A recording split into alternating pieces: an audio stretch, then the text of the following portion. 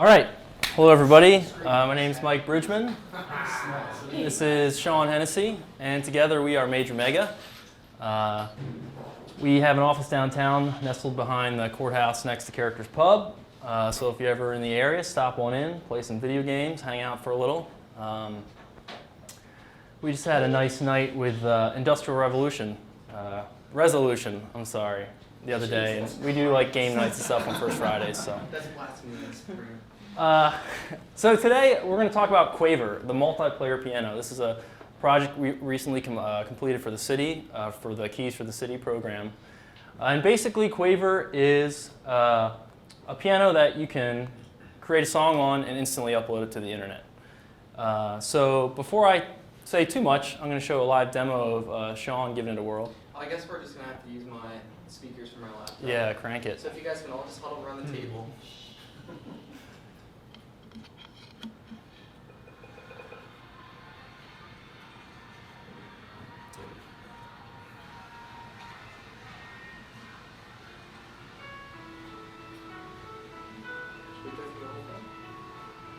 In the middle, you can speed it up a little.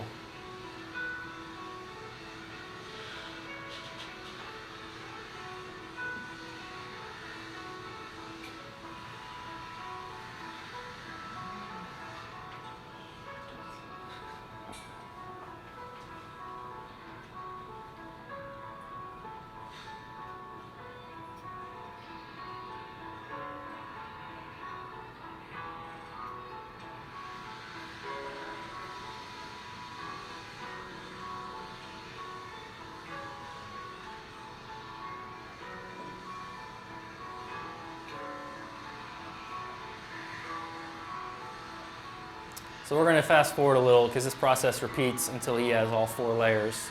As you can probably see, you can play up to 4 quote-unquote players. And then once you're all done, you can save and upload it to the internet.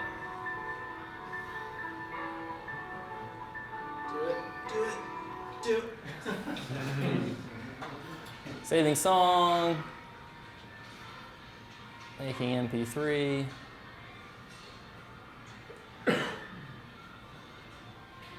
Uploading. Song uploaded. And then you can visit keysforthecity.com/Quaver to download your song. And finally, Nice work, Sean. Hey, guys.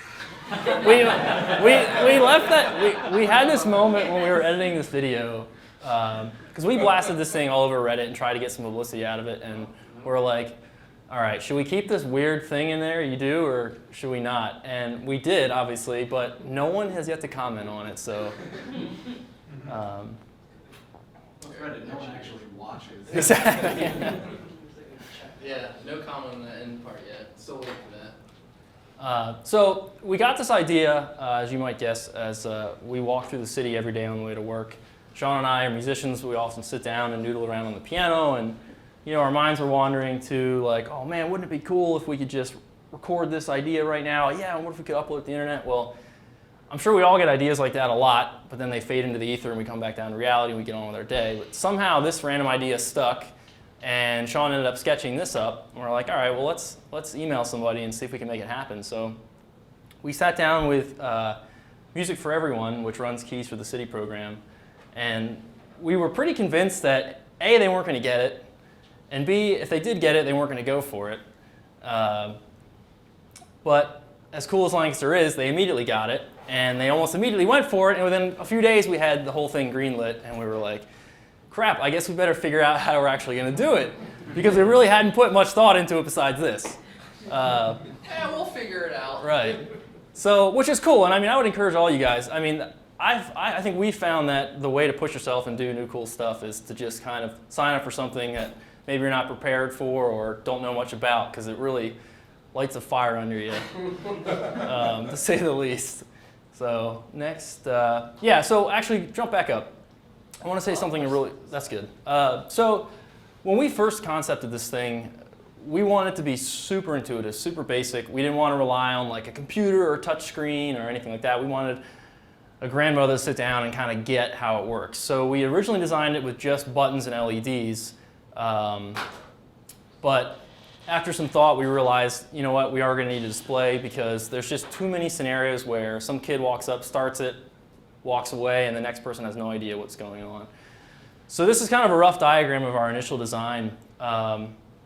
We have 4 player LEDs on the left, red for recording, green for there's something in there playing, and it would be turned off if you're not there yet. Big record button in the middle, basic display above that. Save and upload, play the previous song, and of course, no retro-looking machine would be complete without a reset button. That's just kind of the emergency, what if nothing's working or I just want to totally start over button. So, next slide. And I'll just say another thing. Sean whipped that up in Illustrator. We did a lot of things for the first time on this project, and we just kind of did it with what we had, even though we knew there's probably some kind of like electronic schematic diagramming software out there. You know, sometimes you just gotta like do it with what you know. And we found that throughout this project, that was our saving grace, to just keep moving. So the first step, actually the only thing technologically that we thought we had figured out before we pitched it was that, yeah, you know, we'll just throw some condenser mics in and put some speakers in and some kind of looping software and it'll just work. But once we actually got the project and we started thinking, we're like, if we put condenser mics in here and there's speakers right next to it playing music, as we build up loops, there's going to be crazy feedback loops and stuff. So we're like, all right, that doesn't work. So plan B, a guy in Texas, he's the only one in the world that really does this. He pretty much makes huge magnetic pickups for piano, and it essentially is a guitar pickup designed for different styles of pianos. It's super cool. And I mean, like, he's been doing it since the 70s. And no one else is really like taking him up on it. And his webpage is full of quotes from Elton John, Ben Folds 5, and all these people because he just like saves the day. Because you can play live and there's absolutely no feedback. So once we got this, we called him up. We told him about Lancaster. We told him about the program and all that. And he hooked us up with a refurbished unit. So helpinstill.com if that interests you. Here's a photo of it all put together. So once we had the capturing part figured out, for the brains of the unit, I had been itching to play with a Raspberry Pi 2. And for anybody that's not familiar, Raspberry Pi is kind of a credit card sized system on a chip. It's a complete computer, quad-core processor, a gig of RAM, really awesome little machine. And I assumed that this would be plenty of horsepower to tackle this project. So to test it out, we set up a very, very minimal prototype. As you can see here, just kind of a record and play button. To capture the line input from the Help and Still, we have this little USB sound card. That's a C Media audio chip. They are littered in 50 different flavors all over Amazon, from $5 to $50, just wrapped in a nicer skin. We got that for $8. We ended up tearing it apart to make it even smaller. It works great. It's got a mono input, stereo out, which is perfect for what we need.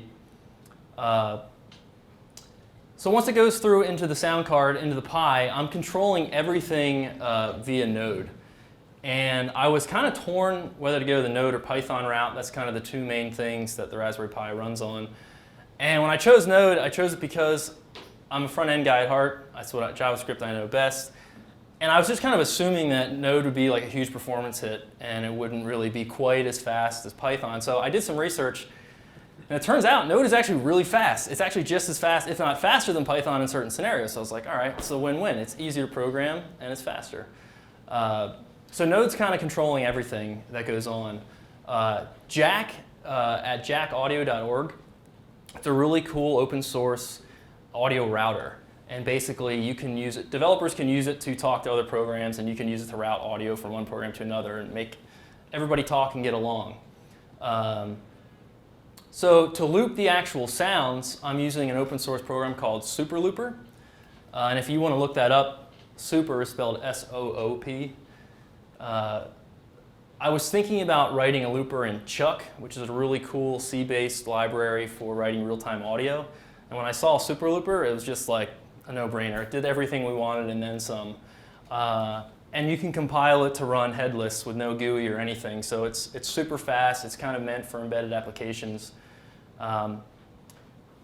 So for Node to talk to Superlooper, initially I assumed I was going to use some kind of MIDI protocol. And I noticed that Superlooper also can be used with OSC. And OSC is Open Sound Control. And I wasn't too familiar with it, but I'm now convinced OSC is far superior to MIDI, and I think it's going to either merge or take over at some point, because with MIDI, if some of you are musicians, you can only do values 0 through 128 in certain parameters. There's only a certain number of channels. And while it's pretty powerful, it is limited in a certain sense. And with OSC, you can send strings, you can send float values, you can send pretty much whatever you want. So it's, you can do whatever you want with it. Super flexible. So we went with the Node OSC module to talk to the Superlooper. And then to control all the LEDs and buttons and all that, we're using the on-off module. It basically does what it says. It listens for button presses on and off, and it turns LEDs on and off. It's pretty basic stuff. The Node serial port is what we were using to talk to the display. But I'll get into later, when cross-compiling, I, for the life of me, could not get Node serial port to compile. So doing some further research, I realized with Linux, if you want to talk to the serial port, you can literally just echo commands to it, like super basic. And I was like totally over-engineering the solution there.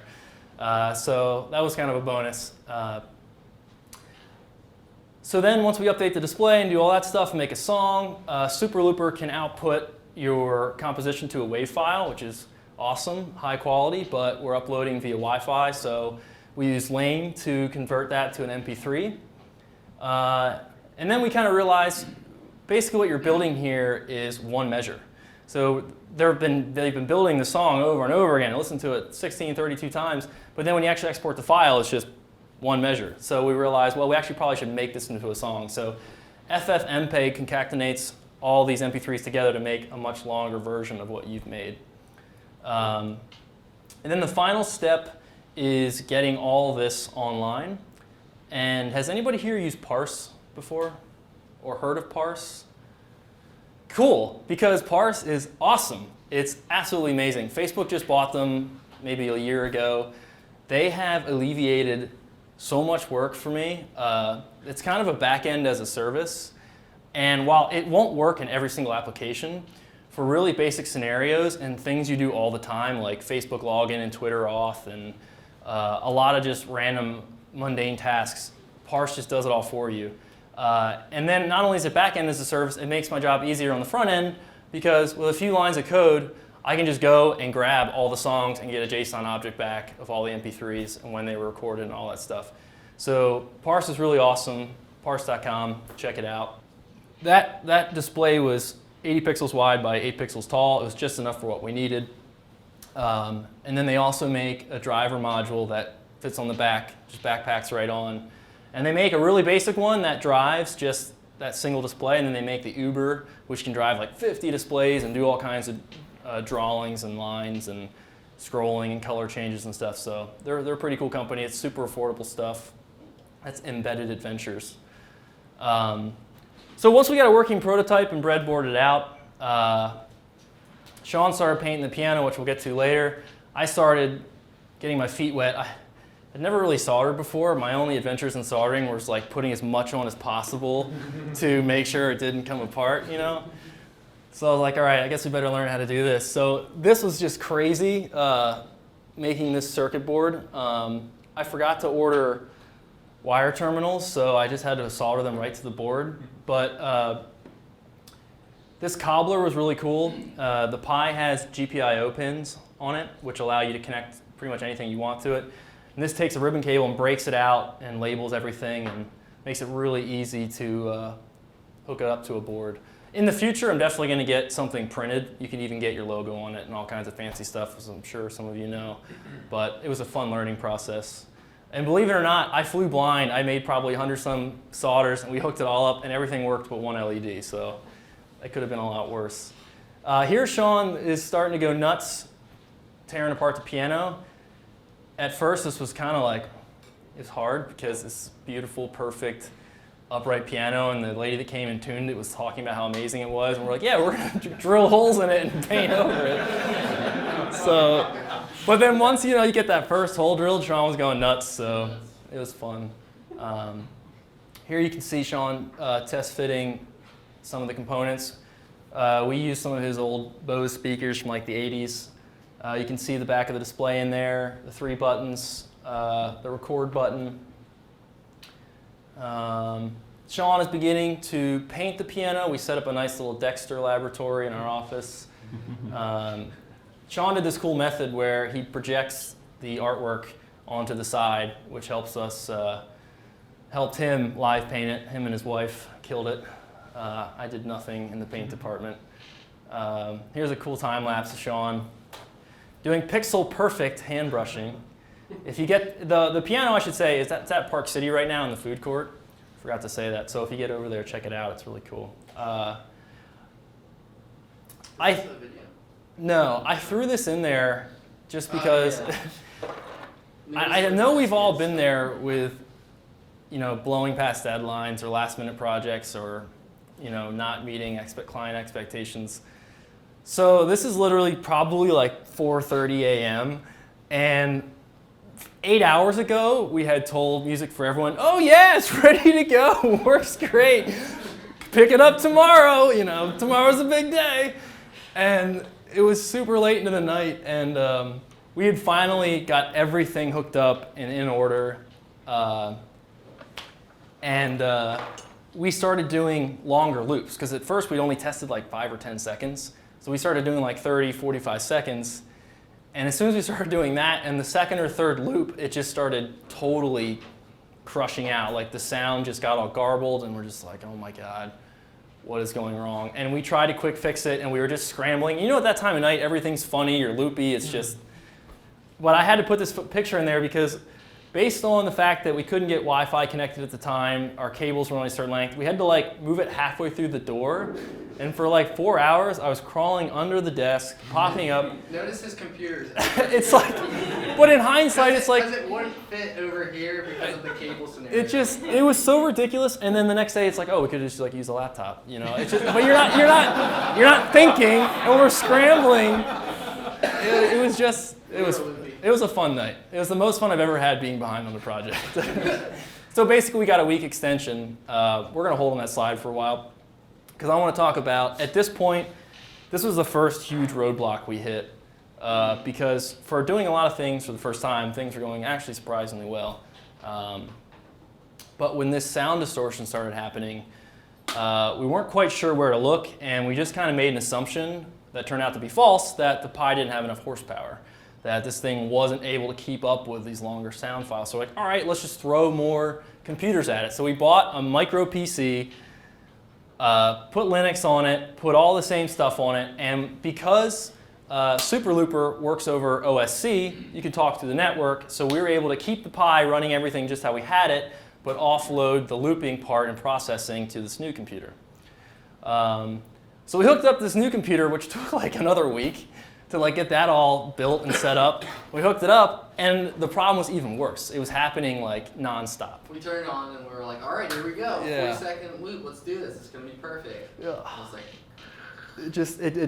It was even worse. But then the crazy thing happened where I was like, screw it. So I just kept recording, and then like 30 seconds into it, it went away. And I'm like, what the heck is going on? And I found that after a while, it would always just go away and be fine.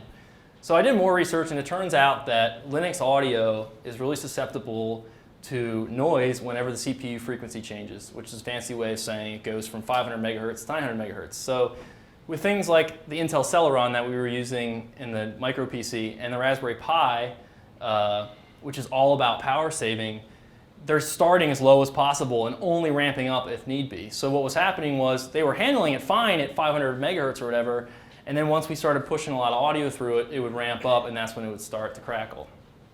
So I did a lot of research on CPU frequency scaling, and everybody on the internet said, set the CPU governor to performance, and it'll be fine. And I did that, didn't work, so we did a lot more trial and error, and it turns out if you set the CPU governor to user space, you can manually set the CPU frequency, and in our case we maxed it out, overclocked it to 1 gigahertz, and it was fine. It stayed there, and it works great. It loops all the audio, so that was just like... And we're back to using just the Pi. Right, and also we're back to just using the Pi. It was plenty of horsepower, so that was awesome. But then we ran into a second hurdle where we realized almost always a reboot is necessary, whether you want to do it for the first time because you're walking up to somebody's old creation, or you mess up and you want to reboot. And the Pi is notorious for having really long boot times. So you need to cross-compile. You need to convert the Intel instruction set to the ARM instruction set through software. So BuildRoot lets you cross-compile on your Mac or Intel-based machine to pretty much whatever you want. So we got like a bare bones system running that would just turn on the Pi and nothing else. And then we just started building from there. Got some of the audio software and started building up.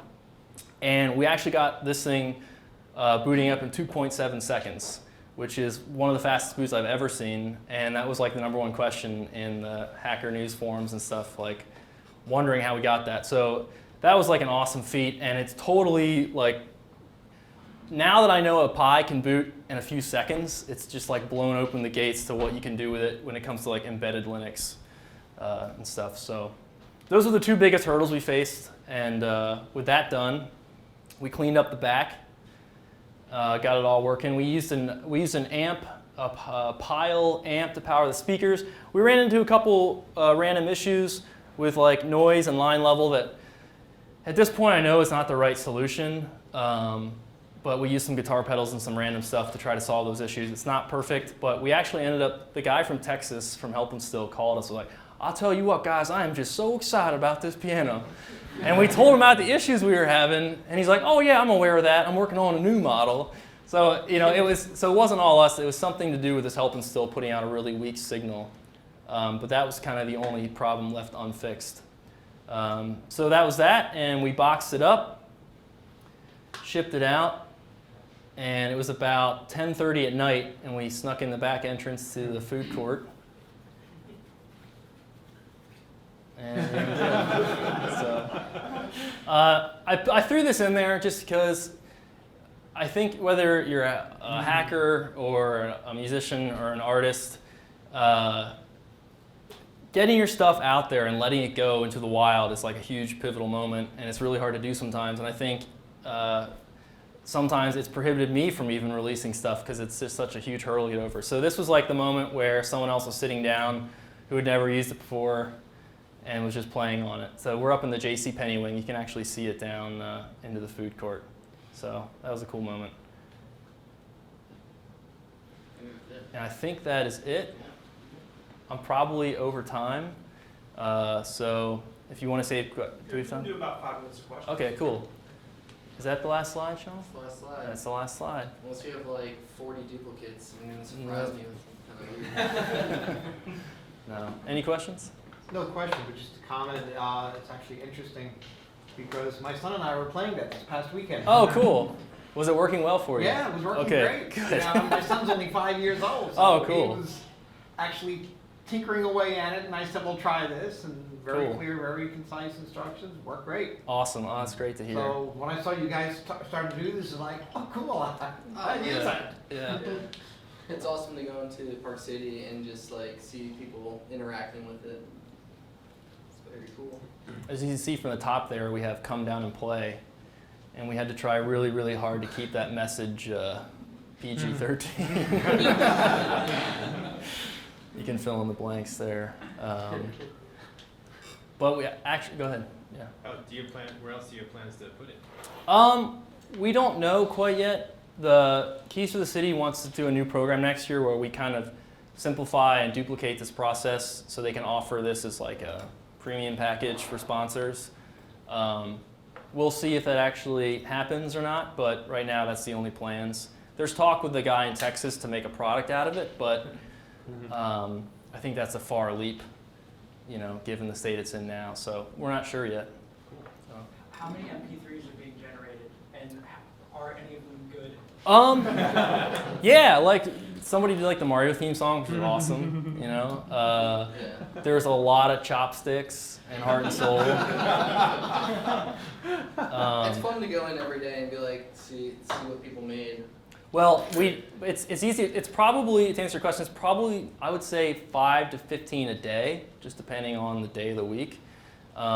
We actually know when something's up with it because about 8 hours goes by and there's no MP3, and we're like, uh-oh, something's up. So we might pop in the mall. It's happened a couple times.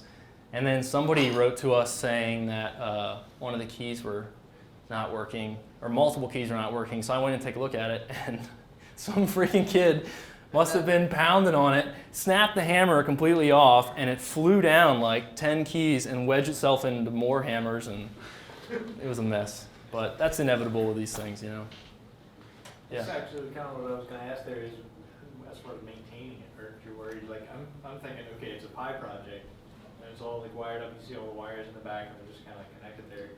It seems to me like a project like that, I would be so afraid, like, to leave it, and just let somebody. Well, no, and that's kind of why I included that last slide, because we knew this thing was going to get beat to death, and we knew Sean's painting was going to get chipped away, and you know, it's just an experiment. We'll see what happens. Hopefully, being here as opposed to outside on the street, it'll get taken care of a little bit more. But so far, the worst is that snapped key. It's going to be there through Christmas, so. Well, one thing we forgot to mention, well, I guess you guys could kind of see, but all the components we had to tuck tightly behind, I guess what is the face when they're sitting on it. It's right behind there. We only had like 3 or 4 inches, but it's well sealed and protected. So